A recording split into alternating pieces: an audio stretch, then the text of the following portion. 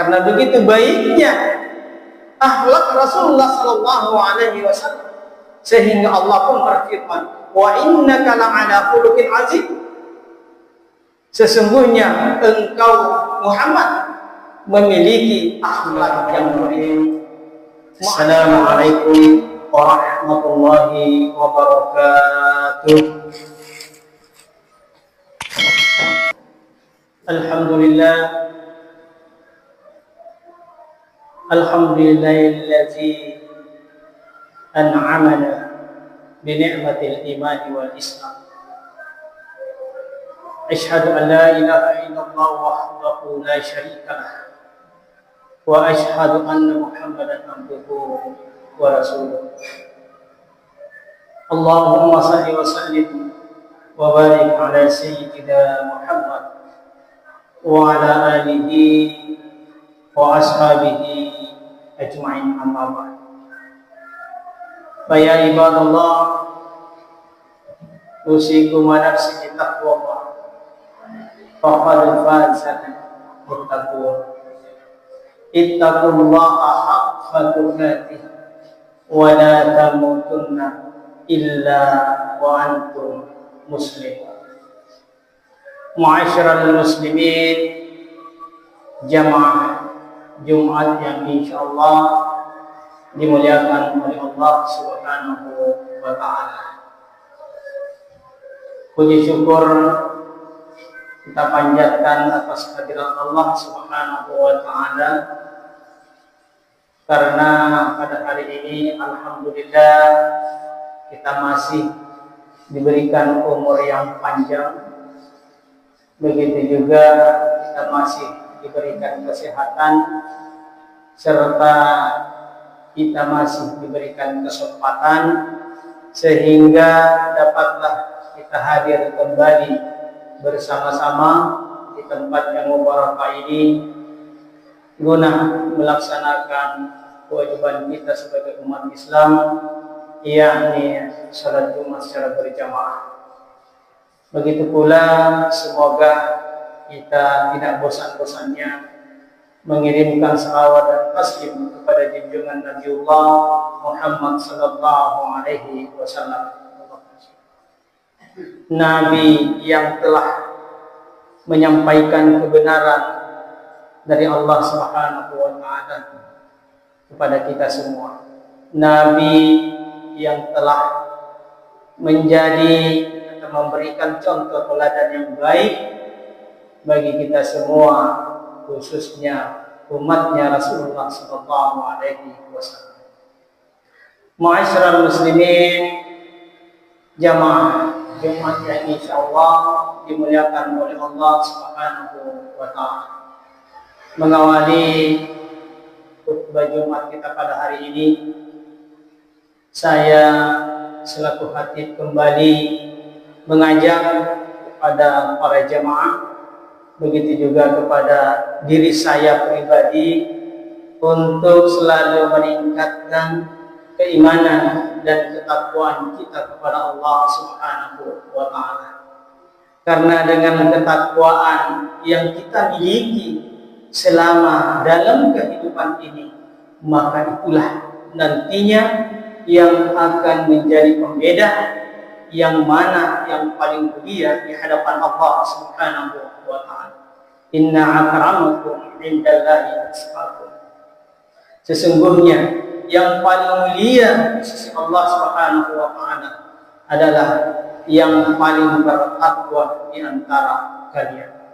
Ma'asyiral muslimin, jamaah Jumat yang insyaallah dimuliakan oleh Allah Subhanahu wa taala. Ada sebuah hadis panjang dari Ibnu Abbas yang diriwayatkan oleh Imam At-Tirmidzi. Dijelaskan bahwa pernah suatu ketika Rasulullah sallallahu alaihi wasallam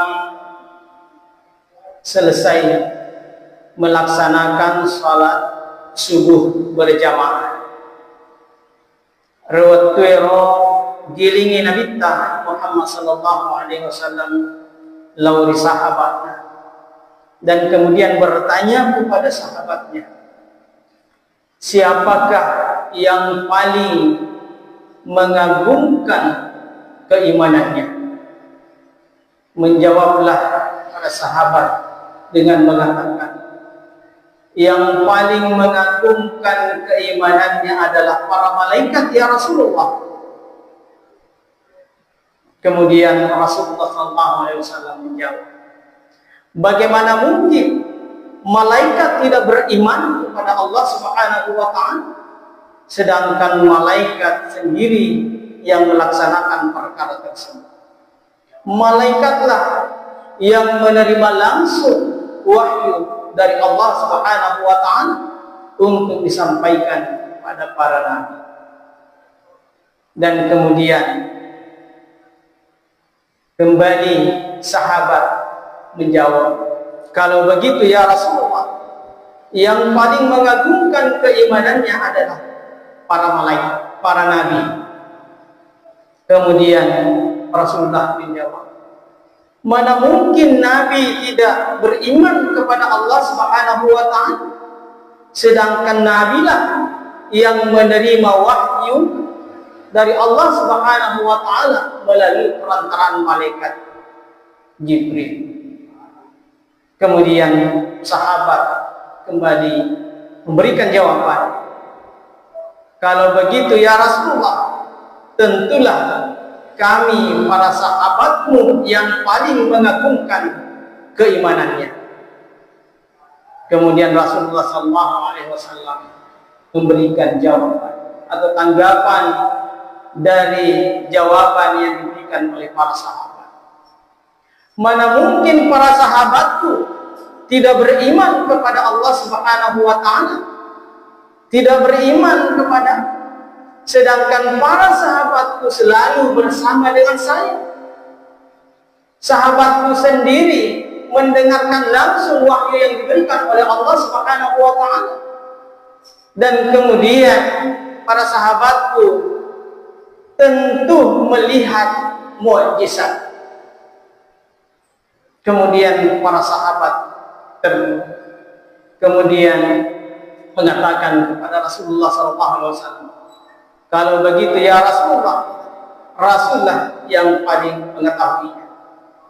Kemudian Rasulullah SAW mengatakan, wahai para sahabatku, ketahuilah bahwa yang paling mengagumkan keimanannya adalah suatu kaum yang datang setelah aku meninggal.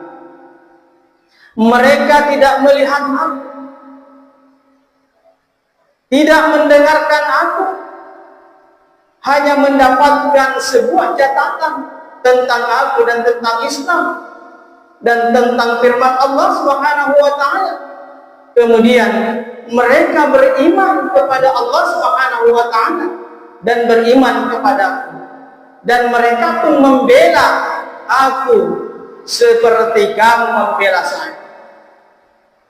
Dan kemudian kaum itu juga membenarkan kenabianku. Itulah yang paling mengagumkan keimanannya, dan mereka itulah saudara-saudaraku, dan aku rindu kepadanya.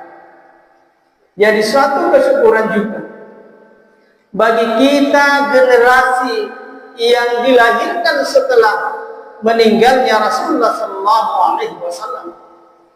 Karena Rasulullah SAW menganggap kita saudaranya kalau kita beriman kepadanya, dan kemudian Rasulullah rindu kepada kita. Kemudian di lain hadis, maka dari Nabi Muhammad SAW, tuba liman ra'ani wa amala bi, beruntunglah orang yang melihatku dan kemudian beriman kepadaku. Mau ko ina asengir to ang kemitaka nenia matak ko iloria. Summa tuba liman amana bi walam yarani. Nekia mau ko pihak to ang kay matak ko loria walam yarani, dan tidak melihat aku. Jadi lebih mau berpilih ke angkai di tawi Nabi Muhammad sallallahu alaihi wasallam. Nekia angkat matap ke lau rina Nabi Muhammad sallallahu alaihi wasallam. Dan perlu kita pahami bersama bahwa Rasulullah memang menjadi contoh teladan yang baik buat kita umat Islam kalau kita ingin mendapatkan keselamatan dunia dan akhirat. Karena begitu baiknya akhlak Rasulullah sallallahu alaihi wasallam sehingga Allah pun berfirman, "Wa innaka la'ala khuluqin 'azim." Sesungguhnya engkau Muhammad memiliki akhlak yang mulia. Ma'asyiral muslimin, jamaah Jumat yang insyaallah dimuliakan oleh Allah Subhanahu wa taala. Dan salah satu contoh kisah teladan tentang akhlak Rasulullah sallallahu alaihi wasallam, yakni pada suatu saat ketika itu Rasulullah sallallahu alaihi wasallam bersama dengan sahabatnya, dan kemudian datanglah seorang petani miskin dengan membawakan Rasulullah sallallahu alaihi wasallam semangkuk kurma. Kurma ini untuk dihadiahkan kepada Rasulullah sallallahu alaihi wasallam. Dan kemudian datanglah petani miskin itu di hadapan Rasulullah. Agana werini nabita yaro anggur Kemudian nalawi yaro nabita siti anggur napanan. Dan dia nala si masih napanan resi sambil tersenyum kepada petani miskin tadi.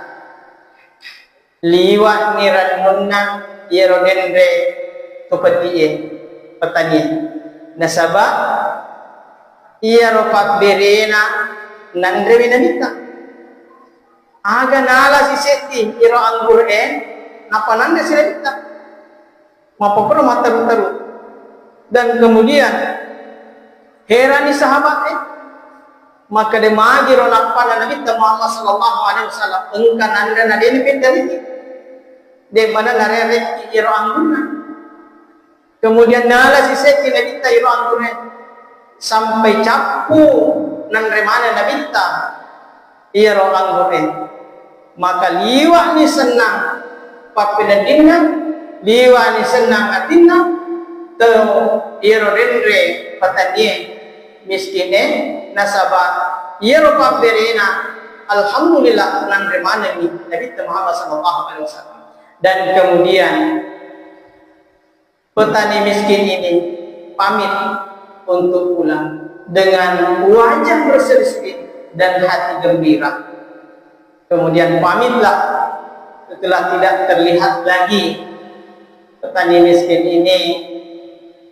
Kemudian sahabat bertanya kepada Rasulullah, "Wahai Rasulullah, apakah yang terjadi? Kenapa tadi Rasulullah tidak menawarkan kepada kami anggur yang diberikan? Tidak biasanya Rasulullah makan sendiri, tidak membagikan kepada kami para sahabat." Maka dari Nabi Muhammad SAW, tidakkah kau perhatikan tadi petani miskin itu begitu senangnya, begitu gembiranya? Ketahuilah wahai para sahabatku, sesungguhnya anggur yang saya makan tadi itu sangat kecut sekali. Liwai nasa kecina, makanan nasa dewanati. Kenapa demikian? Karena saya takut engkau akan memperlihatkan wajah yang tidak senang setelah memakan buah anggur yang kecut tadi, sehingga menghalangi atau menghapus keceriaan dan kebahagiaan orang yang memberikannya. Dan juga saya takut memberikan kepada kamu dan kamu mengeluarkan kata-kata yang tidak baik setelah makan anggur tadi karena sangat kecut sehingga menyakiti perasaan petani tadi. Begitu luar biasanya akhlak Rasulullah SAW, rela menerima menyiro anggur kecil. Jadi nawaringi sahabana nasabak nak kita ulangi dek najani menyama dek najani masa napa pinatina don kai maberian, dan kemudian takut menyakiti perasaan orang yang memberikan hadiah kepadanya. Dan sebagai kesimpulan, hikmah yang dapat dipetik dalam kisah teladan ini adalah kita semestinya harus menghargai pemberian dari siapapun, sekecil apapun pemberian orang lain, dan siapapun yang memberikannya, apakah orang kaya atau orang miskin, maka kita harus menghargai pemberian orang. Dan kemudian kita harus selalu menjaga lisan kita agar tidak sampai menyakiti perasaan orang lain, dan harus selalu menjaga bukan hanya lisan, tetapi kita harus juga menjaga tingkah laku kita. Jangan sampai tingkah laku kita nanti menyebabkan orang lain menjadi sakit hati. Inilah yang sempat saya sampaikan melalui khutbah singkat pada hari ini. Mudah-mudahan bermanfaat kepada kita semua, dan khususnya pada diri saya pribadi juga menjadi renungan buat perbaikan untuk lebih baik ke depan. Barakallahu li wa lakum fil Qur'anil azim. ونفعنا بما فيه من آيات وذكر حكيم وتقبل الله منا منكم تلاوته إنه هو السميع